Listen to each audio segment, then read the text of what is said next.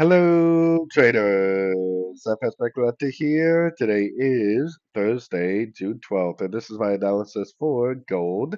If you haven't done so yet, definitely do check out my free Discord group. It's linked over here in the corner at the end of the video. And make sure to take a look at my website, fxpipcollector.com. Watch the video on my home screen to learn more. So anyways, we're on the 4 hour time frame. Gold did end up pushing up again yesterday. Now, I've been warning people about this. My analysis has this possibly going down for wave Y, but I've been warning people that the trend is up on literally every single time frame.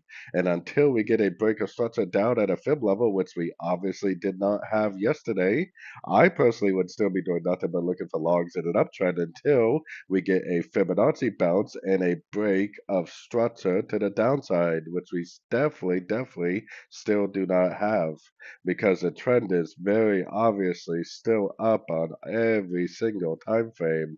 That tells me the trend could continue up. Now, if it makes like a double top at this 78% or the 88%, then gives us a nice solid break of structure, then at that point, I would be more than happy to start looking for sorts, and more than likely it would go down and make a big wave Y.